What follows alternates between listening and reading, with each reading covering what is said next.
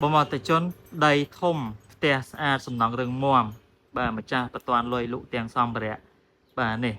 sàn mền tên tầm hôm đây mà phay chung rừng mà phay mà mặt tại chốn phăng rừng á bà lấy nhưng bà hàng space để nó sao mà nè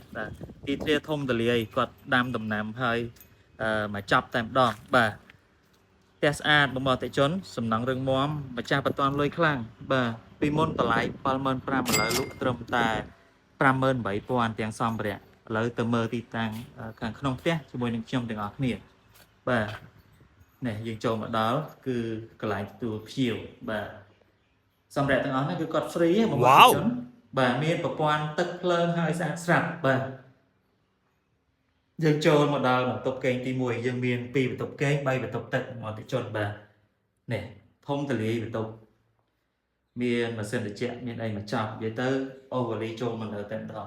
បន្ទប់មេគ្រួសារមាន bathtub ណាបាទនេះ bathtub អូខេឥឡូវយើងចូលដល់បន្ទប់ទី2បន្ទប់កូនបាទនេះបាទមានខែមានពូកបាទមានមកចាប់តែម្ដងបងអើយស្អាតណាបាទតម្លៃប៉ុណ្នេះអាចចរចាបានទៀតបាទហើយមានតុញ៉ាំអាហារមកដល់យើងឃើញមានទូទឹកកកបាទផ្ទះបាយនេះមានសិនបោកអាវទៀតតុបទឹកខាងក្រោយនេះក៏ធំទលាយដែរបាទនេះពីមុនគាត់ធ្លាប់ជួលឲ្យបរទេសស្នាក់នៅណា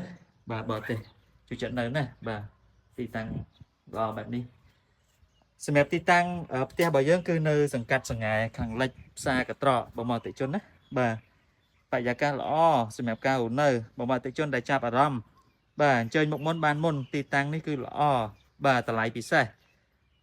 58,000 ចរចាទាំងសម្ភារៈអរគុណវិទ្យាបាទ